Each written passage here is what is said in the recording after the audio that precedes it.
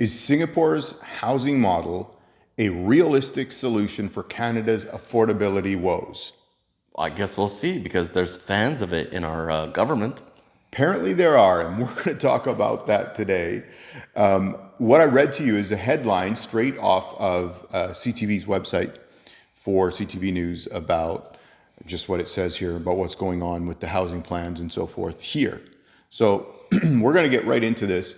If you're watching, hey, take a quick sec and like the video and subscribe to the channel. It helps us out, and make sure that you don't miss anything, because we are putting out multiple episodes every week. So, all right, here we go.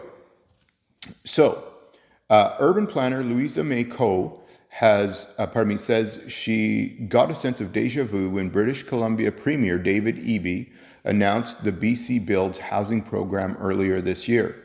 Coe, a University of British Columbia public scholar, was a veteran of Singapore's planning and development sector starting in 1996 before arriving in Vancouver in 2018.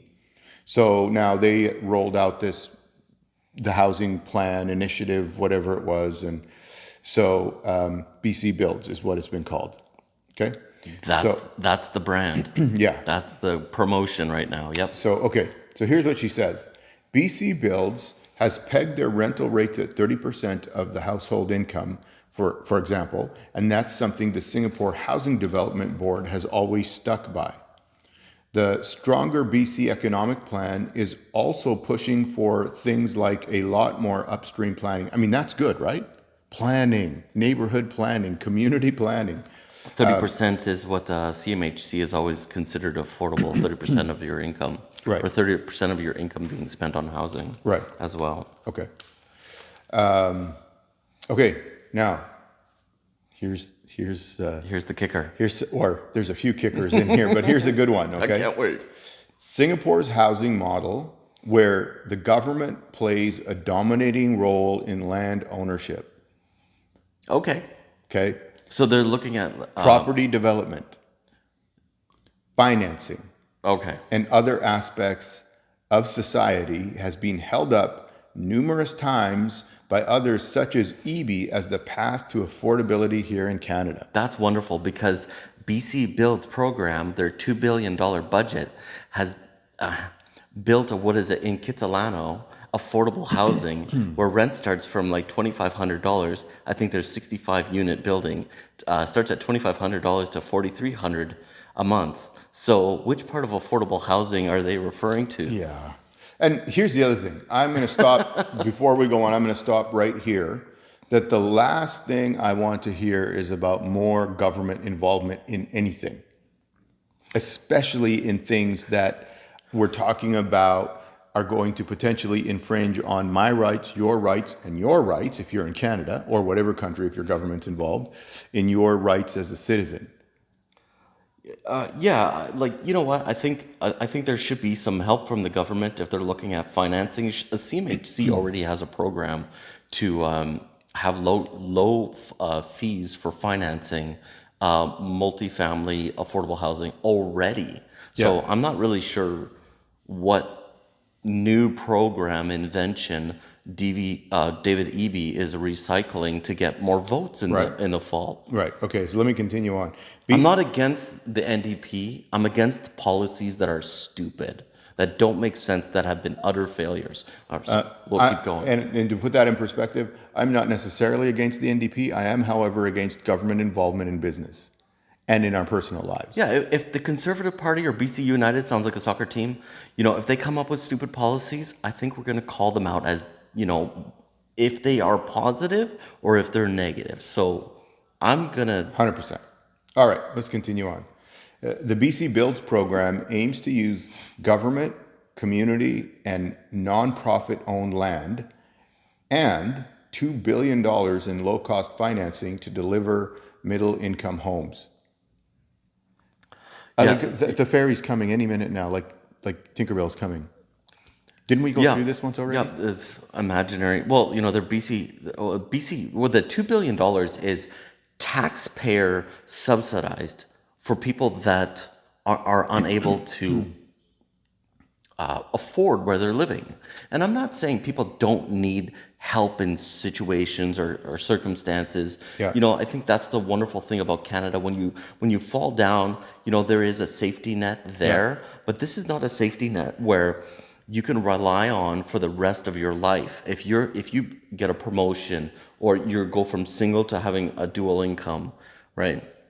And then you're still in affordable housing. You're taking advantage of affordable housing while other people may need it. Yeah. So there's some flaws in this whole program. But continue So, before I lose my mind. So EB has said that more Singapore inspirations are coming for BC's program. Which part? Really. can't wait. Oh, here's what he said: is we're starting with rental housing. And this was back in February. He said, we're starting with rental housing. We're going to move into housing for purchases as well. This is a model that has been used in Singapore, in Vienna, and we know that it works. And we are taking that model and we're expanding it dramatically. So it makes it pretty clear what he's thinking about. And this is how we change the direction of housing. More government involvement never changed anything for the better, right? Okay. I would be interested if they're looking at something else that Singapore does when it comes to illegal drugs, which are now not illegal in Canada. But I'd love to see if we copy that. But we're clearly going in the opposite direction. Yeah, so let's continue on. Sorry. To make the change by adopting the full Singapore model, however, will be difficult, says Sok Yong Fang, a Singapore Management University economics professor. The Singapore-based researcher who co-authored a 2016 Asian Development Bank Institute report on the country's housing policies said much of the country's unique take on housing came out of necessity. Full adaptation in a different environment, therefore, will prove challenging. Singapore faces an acute problem of land scarcity, Fain said, so it is a holistic framework of land use, planning and allocation, housing supply, delivery, housing finance, and regulation of housing demand to ensure affordable home ownership. So, and then they go on to say the framework in its entirety would be difficult to recreate in any other setting. Yeah, we don't have the same history as Singapore. It's a very, it's a different history, period. Yeah. For everything that's happened. Yeah. Right. We know that they gained independence from Great Britain in 1959. And like most of the colonies that Great Britain left behind, they took everything they could while they were there and took it with them when they left. That's right. And so they left those countries in various states of poverty and without a middle class, which they typically removed when they got into power, and on and on and on. So, but we're talking about Canada's housing situation here. Right. And if we can adopt some of, if not all, it sounds very optimistic towards Singapore's housing policies to bring here. Yeah. So today, 90% of Singapore's land is now state-owned. Yeah. And 70% of all housing units are built by the government through their development board, and citizens are required to save money for retirement through a central fund that can be used to buy public housing. So, and I know we have the illusion of ownership in Canada. We have the right to occupy, where the Crown still owns all of the land underneath us. So if it's not like that TV show where you find oil in your backyard, you own it, and now you're a millionaire. Well, in the States. Not in Canada, right? That's right, yeah. So we don't own the rights to things that are below the ground or those kind of things. All we have is the right to occupy. So, and in essence, the Crown is our landlord, and we still pay property taxes municipally. Anyways, I don't want to get into that in total detail. There, the government is directly your landlord if they own the land. So is it basically like you can buy the structure, but you're going to be on a forever lease to the government? I don't know exactly, but it sure reads that way. Yeah, so that's like highly undesirable type of property here in British Columbia. Yeah, so let me continue on with what she says here.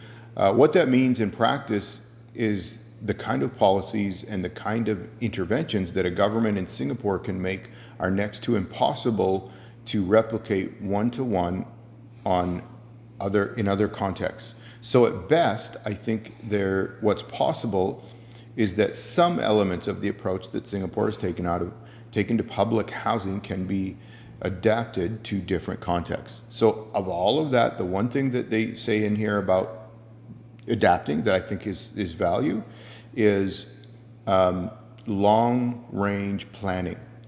So planning neighborhoods, planning growth for communities, and not just Yeah, well, municipalities or whatever all have official community plans or some kind of direction of where they're going to be in the next 5 years. Yeah. So it's not like there's a lack of those like long-term planning. Yeah.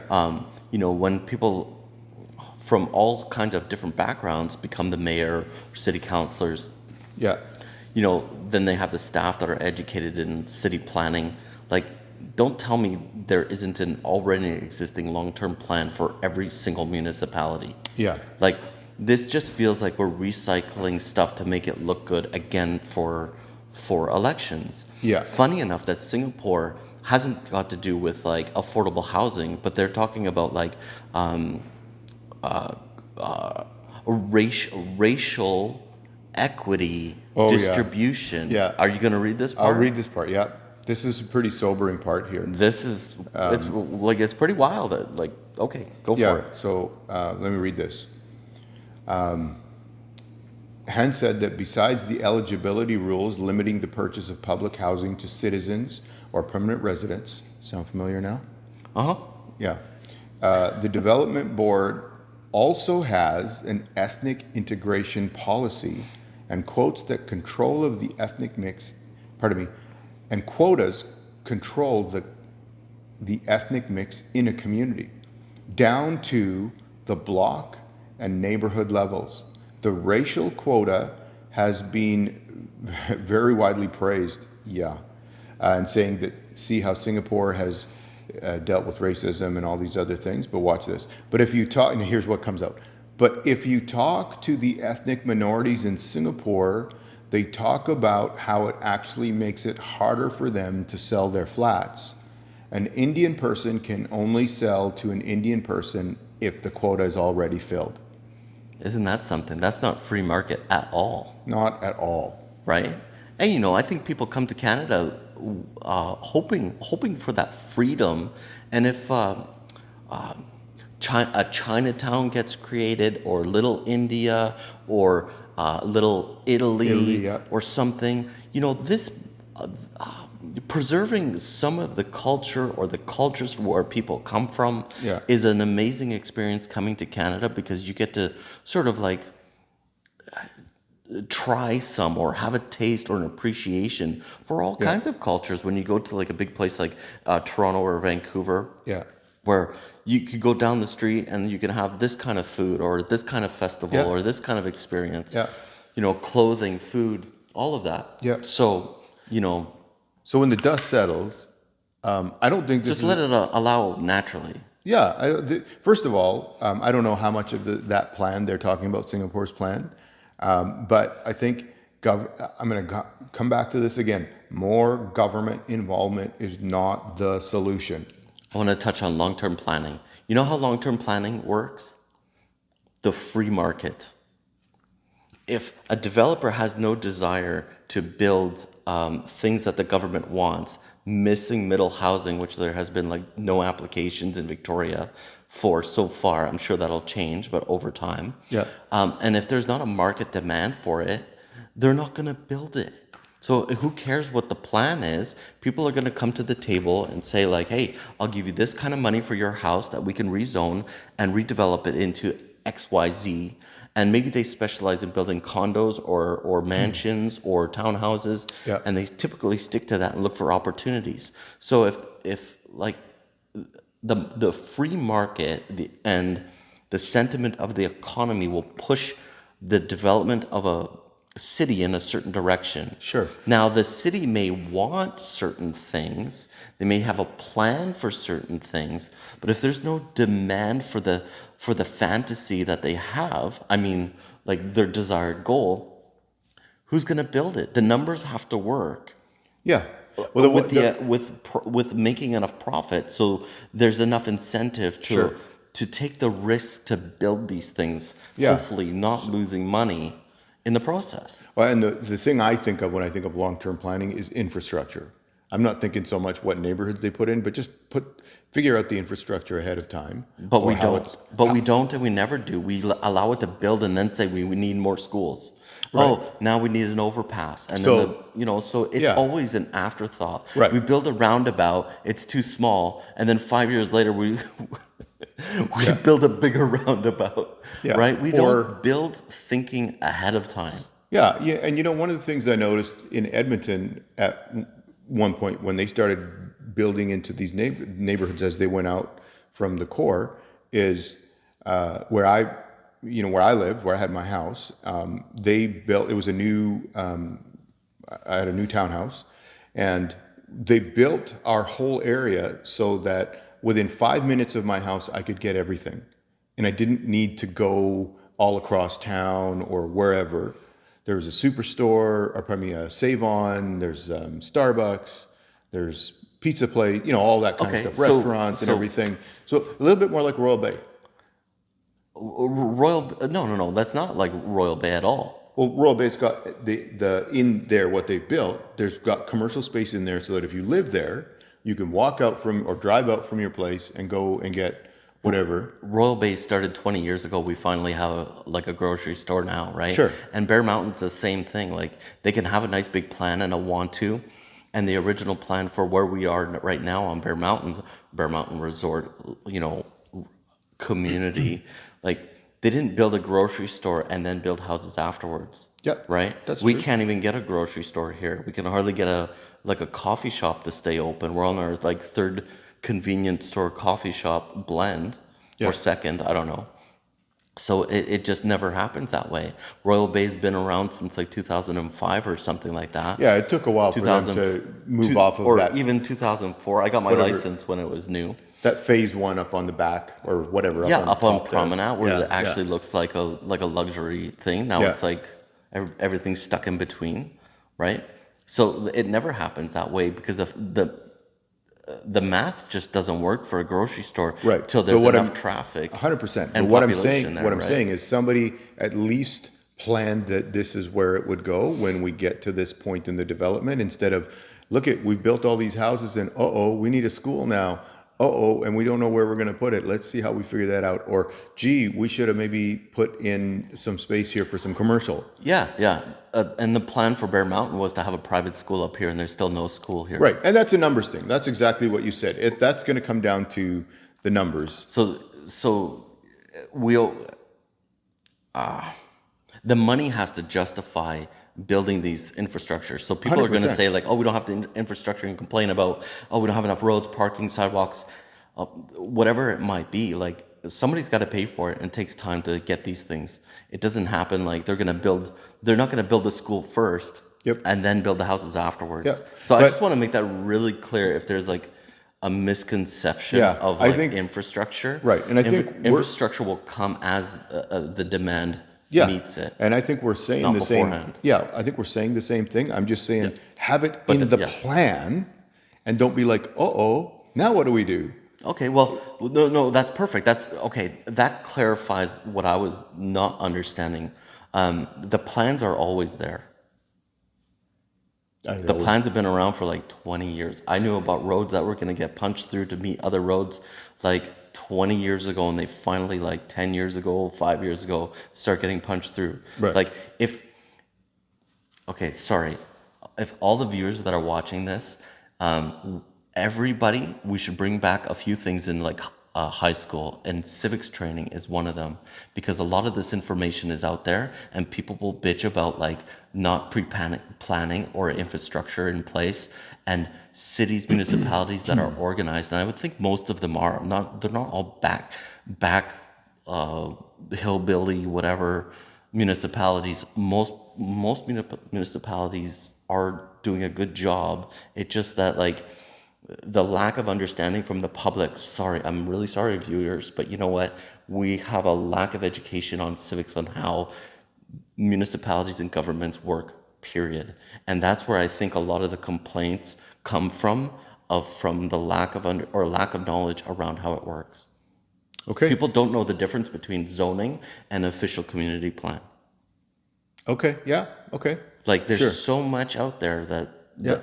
and you know what? You come home, you do your day's work, and you watch your football, hockey, and you don't really care about all this kind of stuff. So Yeah. it should be done in high school. So yeah, at least everybody has a basic understanding of this, because we're getting a lot of complaints that are like, if you spent a few hours reading and researching things, then you would answer all these complaints yourselves. Okay, I'll stop now. Okay. I'll stop now.